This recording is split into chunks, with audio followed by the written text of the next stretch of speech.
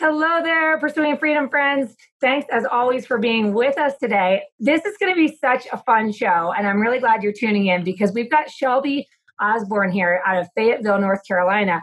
And this gal is an absolute rock star. So at a very young age, she started the Five Pillars Realty Group. She's also one of the founders of the Pillars Consulting. She is a real estate investor. She has ownership in 41 doors, and she is not only selling real estate, but she trains realtors on how to become real estate investors and to be able to better advise your clients to do the same. And I feel personally that during this time of coronavirus, there is no better time for us to be educating ourselves on how to take advantage of the opportunities of real estate investing, creating extra streams of passive income to support us as professionals when we navigate market fluctuations, but also to be better advisors for our clients. And I'm telling you all of this. And Shelby, I'm sorry, I asked her permission. She's 29 years old. Okay, so this girl is a bundle of energy. We are going to have so much fun. I'm in love with her already. And I know you guys are going to learn so much and fall in love as well. So with no further ado, Shelby, give us a little bit about your backstory. We always start from the beginning. What did your real estate journey look like? How did you end up in the industry? And how is it that you've arrived at such a high level of success at such a young age? And now you're helping others to do the same. That's so many questions. Okay. Tell us your story. Okay. We're going to just dig right in. Perfect. No, I love it. I'm so excited. Okay. So I was in the Army for 6 years. I went to University of South Carolina, commissioned as a second lieutenant in the Army, and spent 6 years, 4 of which were in Washington State. And then I moved to Fort Bragg, North Carolina. And my journey into real estate started, I guess, mostly when I hit Fort Bragg, and for those of you who know the military, Fort Bragg is known as the center of the universe. It is insanity.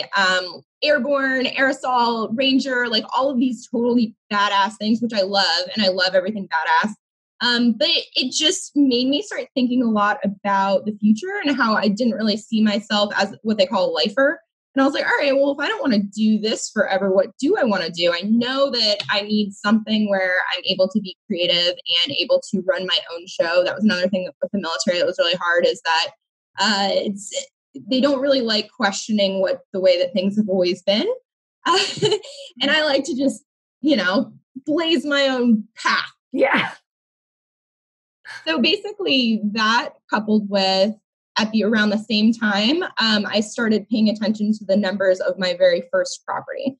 So to pause a little bit, I went in 2013 when I first went to my first duty station in the Army. I bought a house using my VA loan, just as a primary residence. Did not intend for it to be an investment property. I bought it for $158 in 2013. It's worth about $255 right now because appreciation is amazing. And so I started paying attention to those numbers and realized that I was making money off of my now rental property that I fell into. And I was like, dude, that's pretty cool. Like, I'm not really doing anything. I put 0% down on this house and it's feeding me $150 a month. Like, I can get behind that. So I was like, all right, well, I think that I could do this real estate investing thing. And of course, I read some Robert Kiyosaki books. I listened to some Bigger Pockets podcasts, and I totally got bit by the bug. So I bought my first intentional real estate investment in November of 2017, which is the same time I got my real estate license. Then I got out of the military in 2018 in January, and full throttle from there. Is that how? Yes. So when you got you got your real estate license in late 2017, and immediately you bought a rental property. So one of my questions for you is, as a mortgage nerd over here, did you eventually refinance your initial primary residence into a conventional loan so that you could utilize your VA benefits to buy a new primary residence with 0 down, or did you leave it tied up with the VA loan? So it is still tied up, but I did buy another one. So I don't know if you know that you can use the VA loan more than once as long as you don't bust entitlement. And I am not lender super savvy. So If I say something crazy, let me know. But yeah, I bought my next, after my November of 2017 duplex, my very next purchase was again with my VA loan, and it was a quad. So I got 4 doors. Awesome. So you bought a duplex as an investment property, and then you bought a 4-plex as a primary plus 3 rental properties? Got it. Yep. Awesome. And then when you started in January of 2018, and I failed to mention in the introduction, she also was the Keller Williams. Shelby was the Keller Williams Rookie of the Year for both North and South Carolina based on her volume in 2018 in her first year in real estate in a market where the average price is about 150,000, Shelby? 155, yeah. Okay, so you came out of the gates and immediately you started building your real estate portfolio, which I think is incredibly impressive. But you also became Rookie of the Year in the first year. So talk to us a little bit about that journey. Like, what did it look like to come out of the gates hot, as you mentioned, and start blazing your trail? It's hard. You guys know it's freaking hard to be in real estate and hard to get started. I was really fortunate that when I did get out of the Army in January, I had 72 days of what they call terminal leave. And so that means that I still got paychecks for 72 days, every 2 weeks. So I had a little bit of a buffer, but still my countdown, I was like, man, I got to figure out how to make money. I got to support myself. And besides that, I don't even care that much about that. I have to build more active income to fuel my passive. It was all like investor mindset for me, because I know that the more legwork I did now, the more passive income I was going to get, and the quicker I could, go off and sail into the sunset if I chose. But yeah, so the first year in real estate, you guys know that's super hard. But I am super hyper, besides energy, like hyper focused is what I am. And so what I did, I hate wasting time. I'm like very systems based, very efficiency based. And so I was like, I'm not going to just go to one class or a couple classes every week because that's too slow for me. And so I went and I pulled the top 5 performers in my firm, and I bugged the shit out of every single one of them until they let me follow them around and shadow them. And I took the best things from each of them and left what I didn't like. And that's how, in a very short time, I absorbed, I feel like, more than most people do in a long time. And that's what made me feel confident enough to just start balls to the wall. I love that. So everyone I've ever met who really had quick success in their real estate journey, every single one has said on the podcast that they found the top producers in their company and they bugged the shit out of them and picked their brain until they were able to adopt the practices, the best practices that you need to be able to have a predictable growth in your business.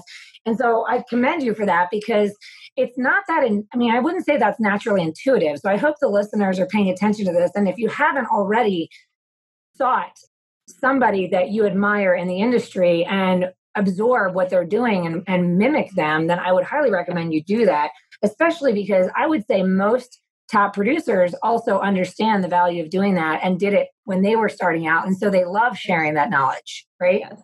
Yeah, they were very, very generous with all of the knowledge. And I love and appreciate that so much. What I did find, like I found from them, and I also find it in myself now, is like, I'm at this point, I will share anything as well. And I want everyone to be successful, of course, but I've also found that 9 people out of 10, if not 90, like out of 100, they don't do anything with it. Mm-hmm. Have you noticed that? You could literally feed them the answers and they don't do shit with it. It's sad. So it sounds to me like, you're clearly an intentional and avid learner and quick adopter. So one of my questions is, when it came to, it's interesting to me that real estate investing was your first priority and that you understood that having your real estate license to be able to do those transactions would be beneficial. But then you also went on to be top producer or Rookie of the Year. So being that real estate investing was your primary motive, would you share some of the resources the books that you read? And you mentioned Bigger Pockets podcast, which everybody should be following to learn about real estate investing. But what are some of the other books specifically? I know Robert Kiyosaki, but the listeners may not, that you really studied and said, I'm going to study this and I'm going to follow that. Yeah. So Bigger Pockets was really my main one in regards to real estate investing knowledge. I listened to their podcast. I watched their videos. I've read a lot of their books, not only just on like how to invest in real estate, but also like the one about how to manage your own properties and how to, be tech savvy and all of those things. So I'm a big fan of Bigger Pockets. They're very simple reads, which I love. And then in regards to, of course, I read The Millionaire Real Estate Agent, and that really helped. I read that after I was completely swamped, though, and decided that I could no longer be an individual agent. So it hit me at a time that made a lot of sense.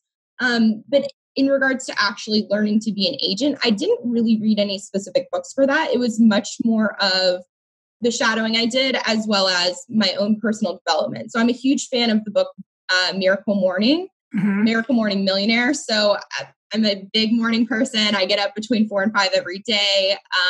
And being able to use the lessons in that book had set me up personally to be a better agent as well as investor. So awesome. Yeah, no, and that's amazing. And so one of the things I want to ask you, because you mentioned that you're really systems based, you're really efficiency focused. So besides the Miracle Morning, what are some simple systems rules for your day, for your week that you implemented early that you think attributed to the quick success? Oh my gosh. Yes. So calendar for sure. I'm huge set on, I time block for things that I think are really important. You put your phone on do not disturb, you put it face down, you close out of your emails, all of your notifications away and work.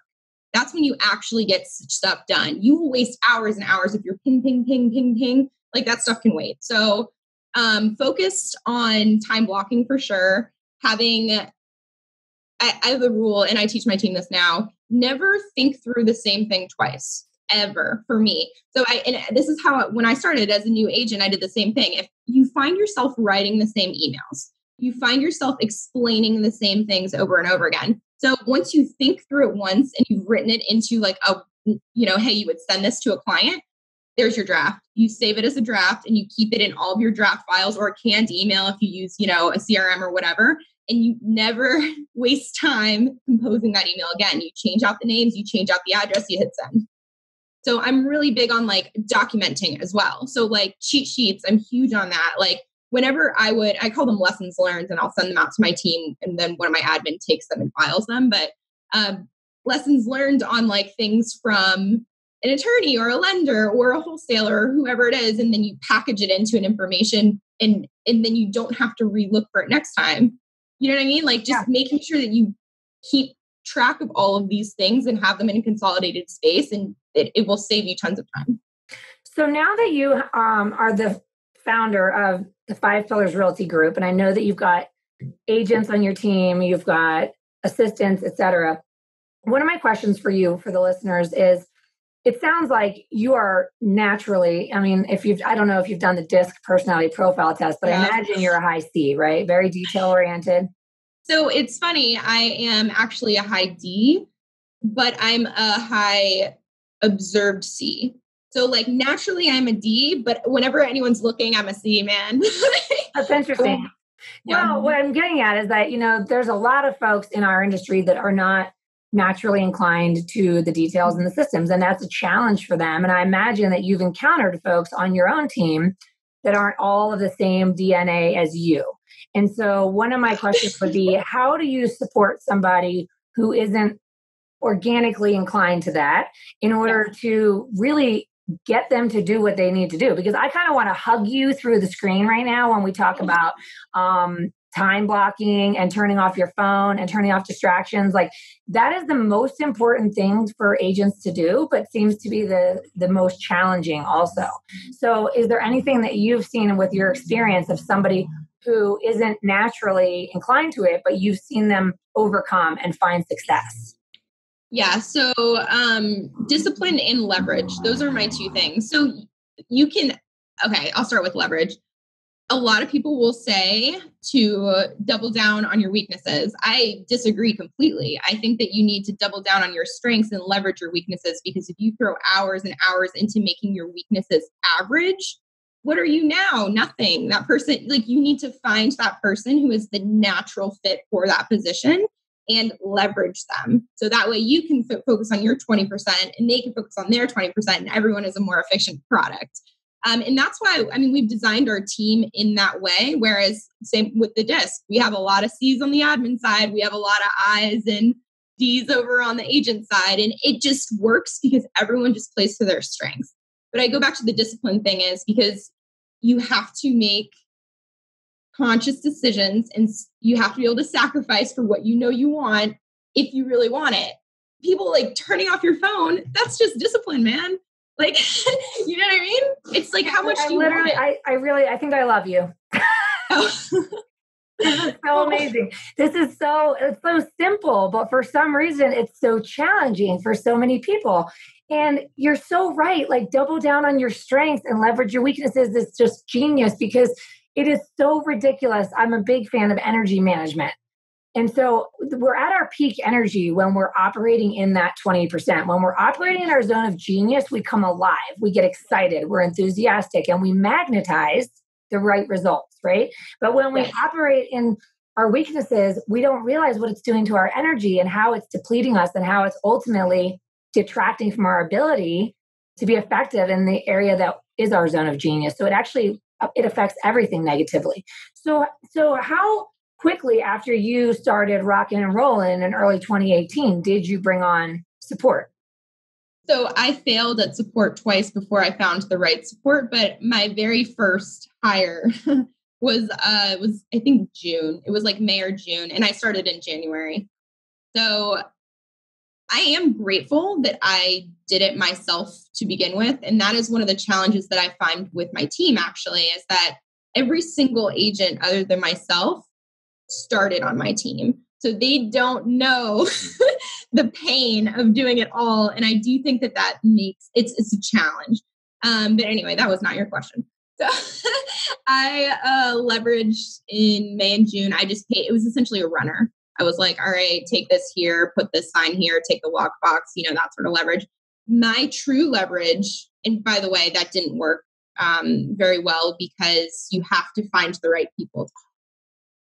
But anyway, my true leverage came in September of 2018. And that is when it was a transaction coordinator.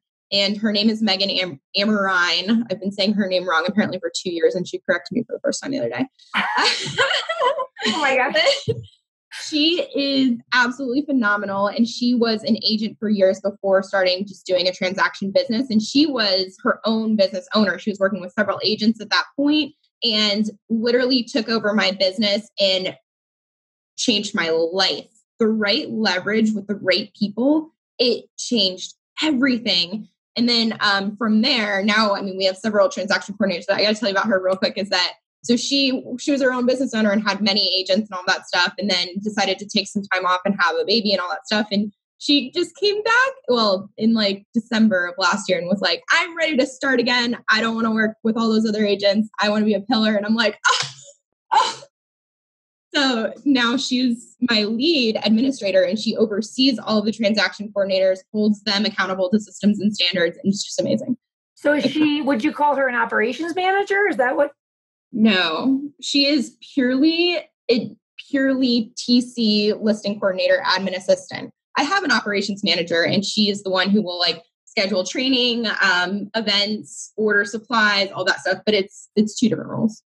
That is amazing. And so it's interesting to me also that you shared that you failed twice, because I think that's really important. And I also failed many times when it came to working on this journey of building and scaling and things like that. And the irony is that the more you fail and you recognize that you've made a mistake or whatever, the more fearless you become in the face of failure. In other words, I now expect I'm just going to screw up often, right? Or hopefully not too often, but I realize now that it's a part of the journey of growth. You can't grow without failing. And so what's happening is so many agents I see that they grow, they hit their capacity, they hit the ceiling, they burn out, and then they shrink back down. And they're like the flea hitting the roof of the jar with the lid on, right? Where it's just eventually they stop trying to jump any higher. I don't know if you ever heard that analogy, but anyhow, the point is that the fear of scaling is the fear of failing. And it's if you could remove the fear of messing up and expect that it's going to be part of the journey, then you can really create magic. And it's so impressive that you did it so quickly within 5 or 6 months. I do want to dig in a little bit to the technicality of that. What did it look like for you technically speaking, when did you have any fear about it? Like, did you feel uncertain when you were like, I'm giving away some of my hard earned money to somebody else and I hope I can afford them? Or were you at a point where it was like, this is a no brainer? Um, it wasn't that I had tons of money or whatever, but it felt like a no-brainer just because and the Army helped a lot because I was in charge. I was an officer in charge of my shop of like 11 to 15 people. And I was very good at that point at delegating and understanding that certain like my time is worth more than doing certain tasks. So it makes sense that the 80-20, I have to focus on the most important things and leverage out the other ones. But I do want to touch on, because you're totally right, it is concerning. And it still a little bit jabs me whenever we bring on like a new salaried person or whatever. But you have to think about it too. You're not hiring them for life like we do. And I don't know if you guys, different firms or whatever, have this, but we do a 30, 60, 90-day process where basically when I bring someone on, I tell them straight up, hey, look, the first 90 days are a trial period for both you and me. We got to see if this is the right fit. So on the 30-day mark, you and I are going to sit down. We're going to talk about things you're doing well, things that you're not doing well, plan your next 30 days, goals, way ahead, that sort of thing. And then we're going to do it again at the 60. And at the 90 is where we're going to decide whether or not this is a good long-term fit. So when I bring people on, it's not as scary because I'm not hiring them for a year. Can I afford their next 2 weeks? Probably. Okay, that's all you have to think about. And if it's the right fit, they will make it so that they're worth it tenfold. If they're not the right fit, that's totally fine. What did you waste? Not much. That is extremely, extremely powerful. I'm really glad you took the time to talk about that because you're absolutely right. It's not like you're committing for life. And so having that trial period, but also, it's impressive too, though, the discipline that you have to stick to those procedures and it's about having standards and sticking to those, because I think what happens is it's just kind of the nature of a lot of folks in our industry is to kind of feel like they just are going to wing it, and they might not have their systems in place yet to be able to organize the delegation process and the follow-up and the check-in and the 30-day and the 60-day and the 90-day. So I mean, it's kudos to you because you're very you're clearly very intentional with how you run your business, and having those expectations in place at the outset is probably really instrumental in the success of the process of scaling your business. Here's what I think is really interesting is that you're an extremely high energy person. And I would wager that a good part of your energy has to do with the fact that you are intentional about how you spend your day, about being able to single task, about staying in your 20% or your zone of genius. Because what's happening is that you're spending most of your day doing things that jazz you up. And because you're jazzed up about it, you're all fired up. Then when somebody meets you, there's a positive ripple effect that happens, which is ultimately what attracts the success to you as a mere byproduct of operating this way. And this is exactly what I preach in my coaching programs, is that you're not just saying like, oh, I'll just suck it up and I'll just do all the things and I'll just get by. And then the whole journey is a grind. Like, I can feel your energy, and it's because of the way that you're running your business, and it's attracting people to you. It's attracting your agents to you. It's attracting your clients to you, and it's going to attract your coaching clients to you as well. So tell me more about the coaching program that you guys have just rolled out, the consulting business, because I think that the people listening should definitely be reaching out to you to learn more, because as I mentioned earlier, there's no better time to be filling our brains, educating ourselves on how to look for the opportunities that real estate investing presents, not only for ourselves, but for our clients. And so I really want to hear more about what you guys are offering right now. Yes. Okay. So what we do, our goal is to create investor savvy agents or teams who do more deals with less clients. So the cool thing about our business, we work a lot of our clients are investors, and a lot of them are repeat clients because we educate clients and people in general on how to recycle their money so they can use it again and again to acquire more properties. So we don't have to have as many new leads all the time because our key players are just rolling always.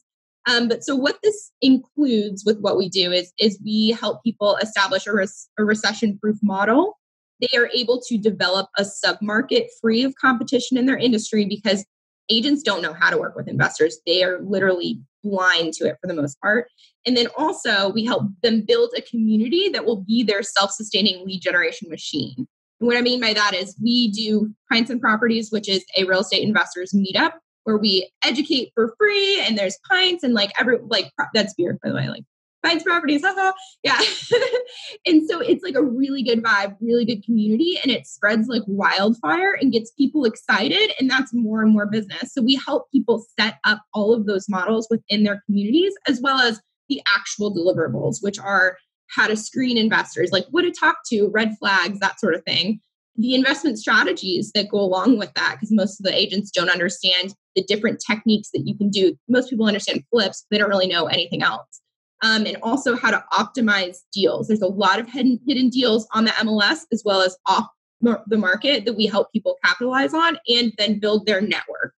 So that was a lot, but no, it's amazing. No, it should be. It's very robust. And the thing is that I think people shy away from it because it's simply overwhelming, and it's more information than they know how to consume and gather and put together. So the fact that you've done that for them is huge. I love everything you're doing. And I think you're bringing so much value to not only your team, your community, but obviously the real estate community at large. So thank you. And I commend you. Like, you're so amazing. I would love for you to share how people can find you, follow you, get in touch with you, whatever. Sure. Yeah. I'm on Facebook and Instagram, Shelby Osborne, but real estate with Shelby Osborne. And then my team is Five Pillars Realty Group. We are also on Instagram and Facebook, and then Bigger Pockets as well. But I also, anyone email me anytime. I don't know if you or include that in the show notes or whatever. Like, yeah. I want people to reach out, talk to me, that sort of thing. So, yep, that's awesome. it. Well, thank you, Shelby, for taking the time to share your story with us. It's so inspiring. Thanks for having me. It was super fun. And to all my Pursuing Freedom friends, I hope you enjoyed this episode as much as I did. Shelby is such a firecracker and so incredible. As always, I'm going to ask you, if you are enjoying this content, please be sure to take 2 minutes to leave a review wherever you're consuming the content, because it helps us continue to attract guests like Shelby and have folks sharing these amazing, inspiring stories to continue to support you on your journey to creating the life of your dreams powered by the business of your dreams. So I love and appreciate you. Make it an awesome day.